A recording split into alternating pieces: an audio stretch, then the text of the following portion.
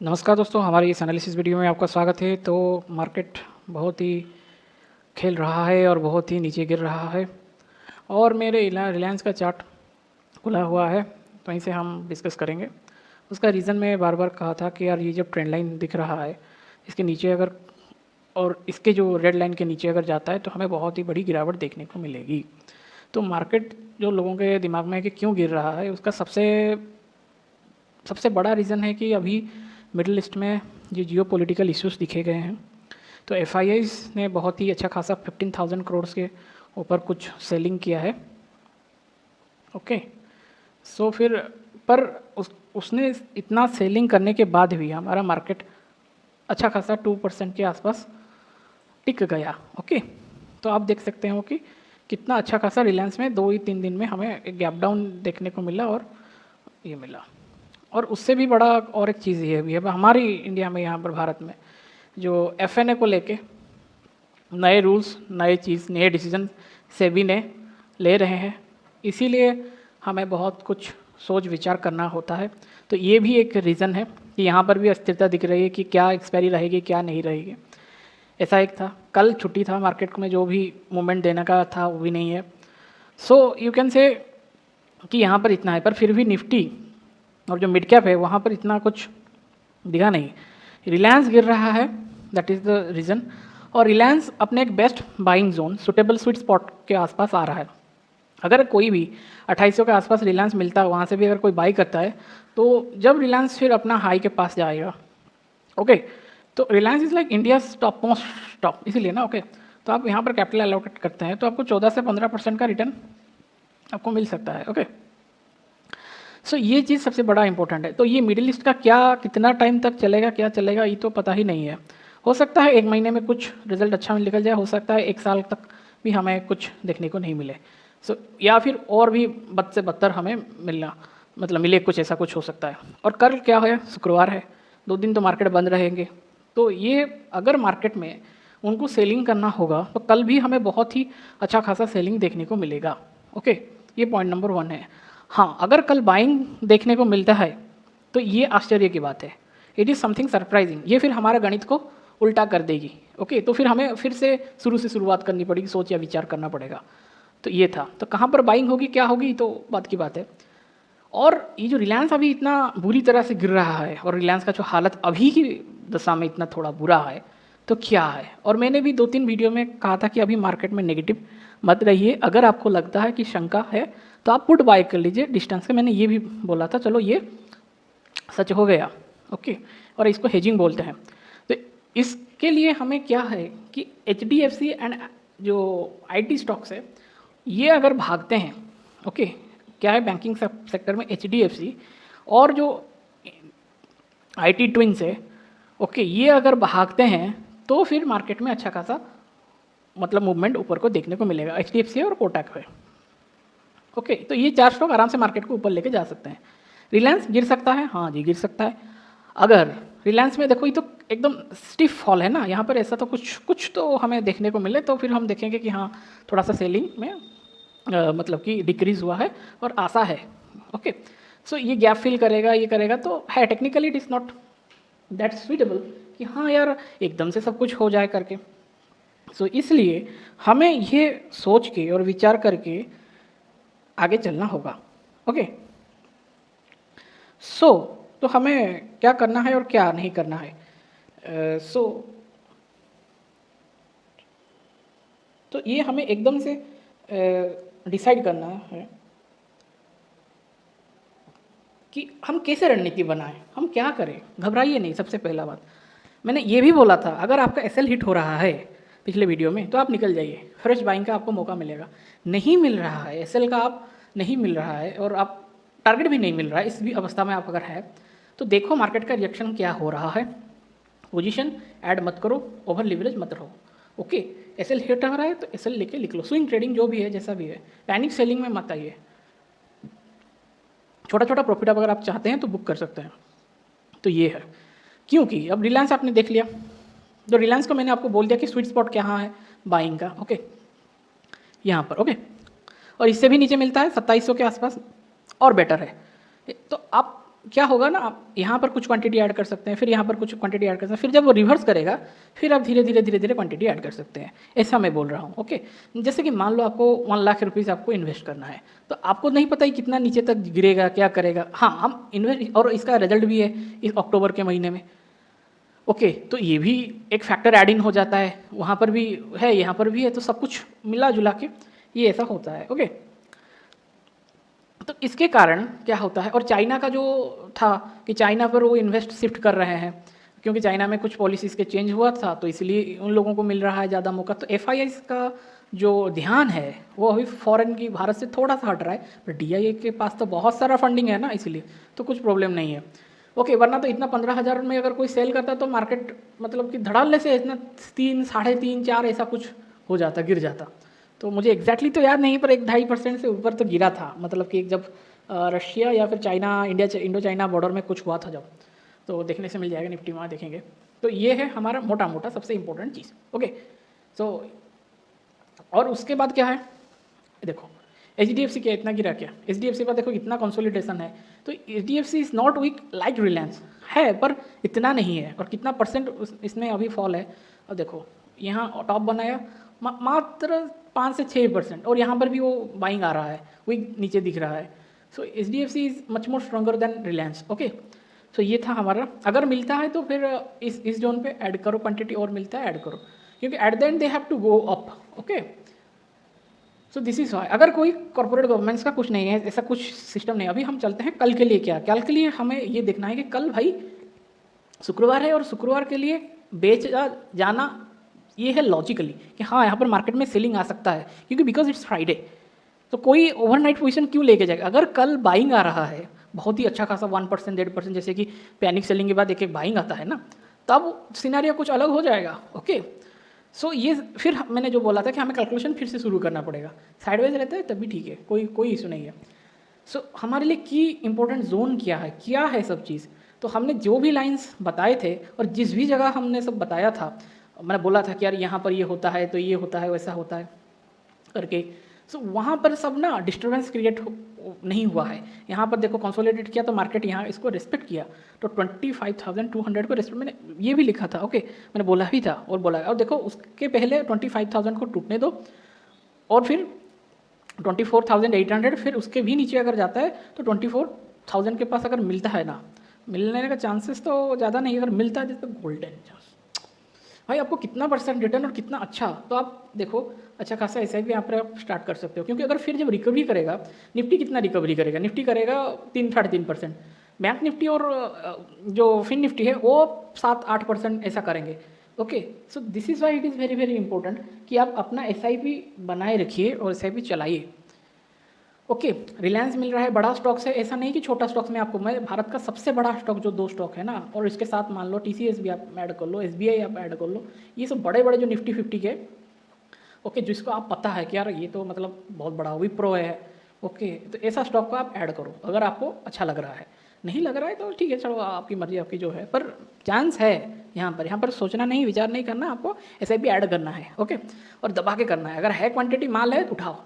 Okay, अब partially उठाओ, कैसे करो, 5 या 10 पार्ट्स में आपको कैपिटल, मान लो आपका कैपिटल मान लेते हैं एक जनरल आपके पास 4 लाख रुपया है, तो आपको उसे 10 पार्ट्स में डिवाइड कर लो, क्योंकि हर एक 2-2% या 3-3% के बाद, 2.5% के बाद आराम से आप उसको ऐड कर सकते हैं। ओके, सो तो 40,000 आप आराम से इन्वेस्ट करो, मतलब कि आप ऐसा मानो आपके पास 100 रुपया है, मात्र 10 रुपये आप अपने SIP में डाल रहे हैं। सो मात्र 10 रुपये, ऐसा नहीं है कि आपने 80% डाल दिया, आपने मात्र 10% डाल रहे हैं।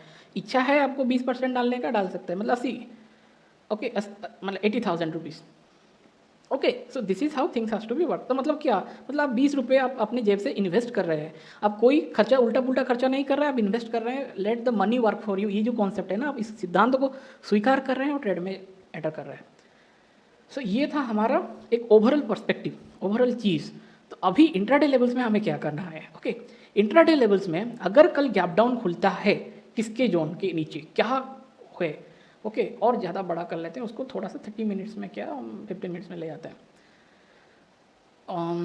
वेट, ये ठीक है। ओके, तो भाई ये जो गैप बना हुआ है ना, आज जो इतना बड़ा गैप बना हुआ है ना, तो ये जब फील नहीं होता तब तो बाइंग का थोड़ा सा मत सोचो, क्योंकि आपको बाइंग ज़्यादा नहीं सूट करेगा। उसको क्या होता है ना, ये जो एकदम नाइफ हो रहा है, कहीं ना रिटेस्ट आएगा, फिर सेलिंग आ जाएगा, फिर सेलिंग आ जाएगा, ऐसा करके तो ये जो सेल ऑन राइज का कॉन्सेप्ट स्टार्ट हो जाएगा। तो इसीलिए आपको क्या देखना है, सेलिंग का अभी के लिए देखना है। अगर ये ऐसा कुछ रिकवरी नहीं करता है तो कल हमें बहुत कुछ 3 बजे पता चल जाएगा कि मार्केट का हालत क्या है, नहीं है। ओके, तो आइदर आपको जो SIP अगर करना भी है तो कहाँ कहाँ करोगे आप, किस किस किस जोन पे करोगे?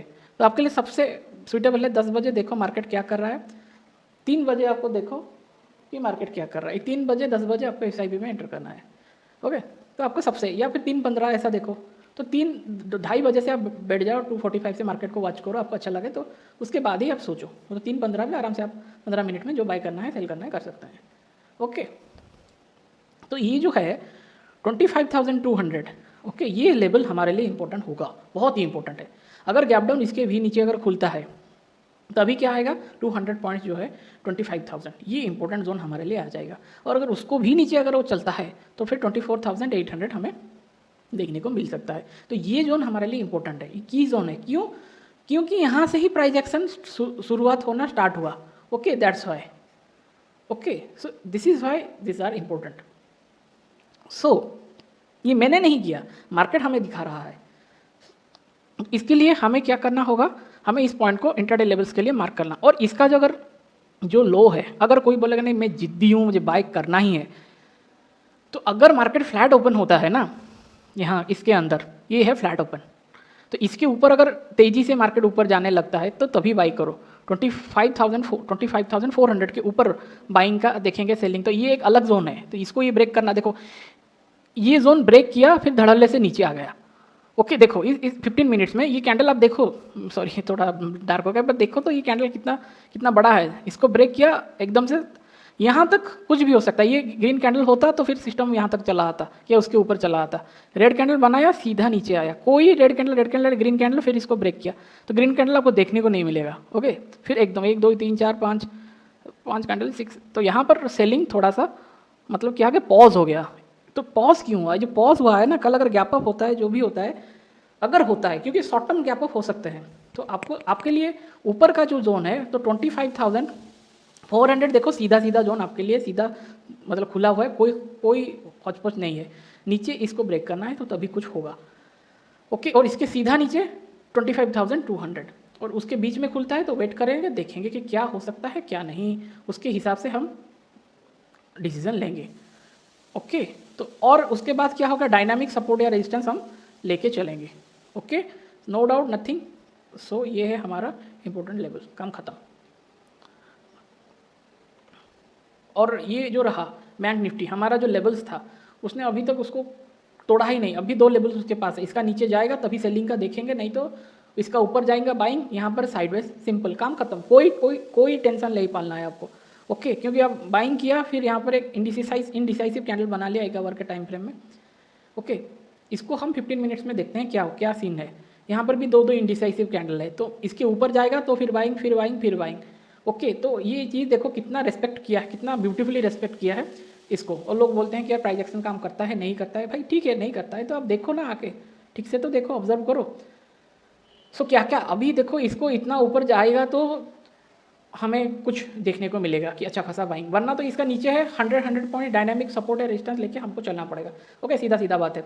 तो फिर 51,996, सो फिर ये होता है 52,000 हो जाएगा। ओके, तो 52,000 और इसका नीचे 100 पॉइंट्स 51,800, और उसके नीचे भी होता है 51,650। तो ये सब जोन अगर ब्रेक करता है, गैप डाउन खुलता है, तभी हम देखेंगे। ओके, इसके ऊपर खुलता है, सस्टेन करता है, ऊपर जाता है, तभी बाइंग का हमें सीन देखने को मिलेगा। ओके, घबराइए नहीं, आराम से इत्मीनान के साथ काम कीजिए। देखो ये भी कितना अच्छी तरह फ्लैट खुलता है तो वेट करेंगे, इसका ऊपर जाएगा। फ्लैट खुलता है का मतलब ये जो जोन है यहाँ पर फ्लैट खुला। ओके, ऊपर जाएगा बाइंग, नीचे जाएगा सेलिंग। ऊपर का छोटा सा टारगेट रहेगा, नीचे का थोड़ा सा बड़ा टारगेट के लिए हम वेट कर सकते हैं। दिस इज माई मतलब कि एजम्पशन है। ओके, क्योंकि कल शुक्रवार है, फ्राइडे है, अगर उनको देखो कोई 2 दिन के लिए तो बाइंग नहीं करेगा ना, मतलब कि रुक के नहीं रहेगा। अगर बाई करेगा तो तब भी वो इतना कन्फर्म होगा तभी बाई करेगा, वरना यही इंटरनेशनल हालात ये सब के बीच कोई क्यों बाय करेगा?